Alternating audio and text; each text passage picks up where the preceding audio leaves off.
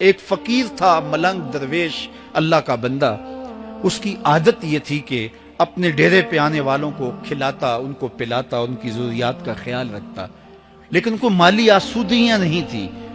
ہوتا یہ تھا کہ بعض اوقات لوگ آتے تو ادھار لے کر کے وہ لوگوں کو کھلا دیتا.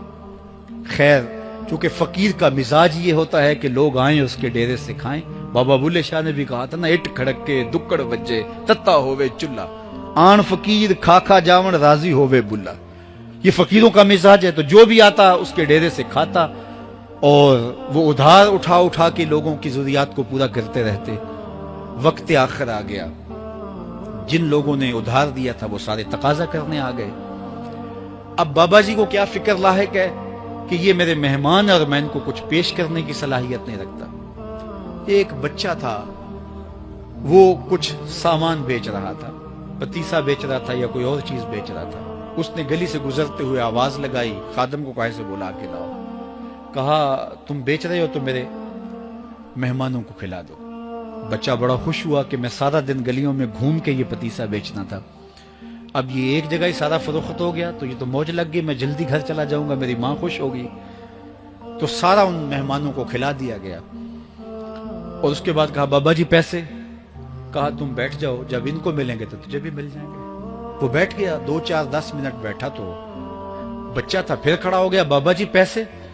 کہا جب ان کو ملیں گے تو تجھے بھی مل جائیں گے. پھر آدھا گھنٹہ گزرا تو پھر اس نے کہا بابا جی پیسے؟ میری ماں میرا انتظار کر رہی ہے، ہمارے گھر کا چولہا اسی سے جلتا ہے، میں یہ پیسے لے کر جاؤں گا اور میری ماں کوئی ہنڈیا خریدے گی اور ہم شام کا گھر کا کوئی سلسلہ کریں گے.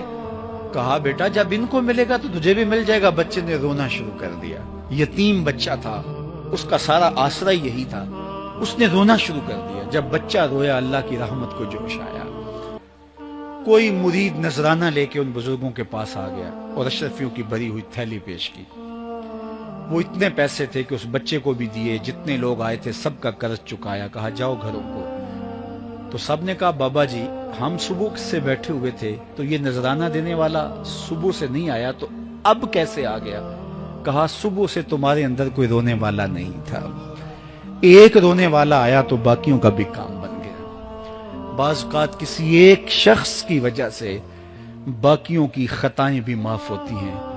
آج ہم اجتماعی طور پہ تا حد نظر اندر باہر اوپر نیچے اتنے لوگوں کے ہجوم میں اللہ کی بارگاہ سے یہ توقع رکھتے ہیں کہ مالک اتنے ہجوم میں کوئی ایک تو ہوگا جو تیرا لاڈلا ہوگا، کوئی ایک تو ہوگا جو تیرا بہت قریبی ہوگا، کوئی ایک تو ہوگا جس پہ تیری رحمتیں برسیں گی.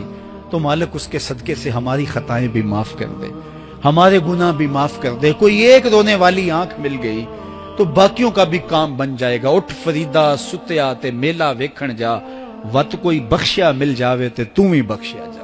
میرے مالک ہم سب کی خطائیں معاف کر دے، ہم سب سے درگزر فرما اور ہم سب کے باطن کو ستھرائیاں دے دے، ہمارے اندر کو پاکیزگیاں دے دے. بہت وقت میں نے اور آپ نے صاحب گزار لیا، تیزی کے ساتھ زندگی بیت رہی ہے. میں اگر اپنے آپ کو دیکھوں تو میری زندگی کتنی بہاریں کاٹ چکی ہے.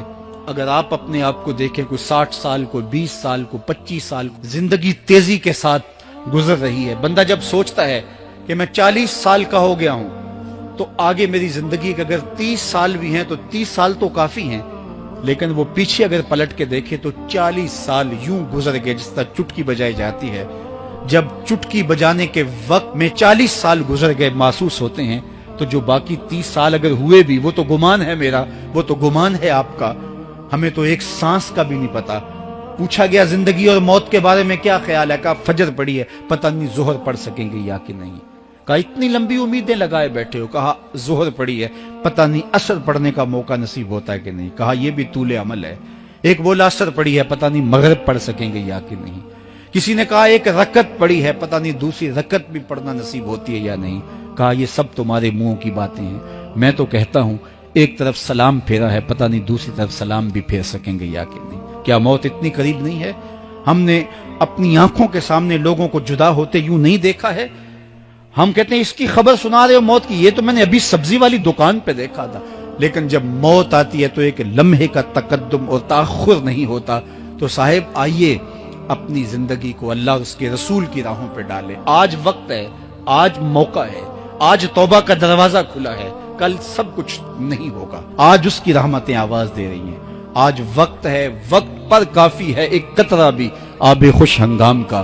جل گیا جب کھیت برسا می تو پھر کس کام.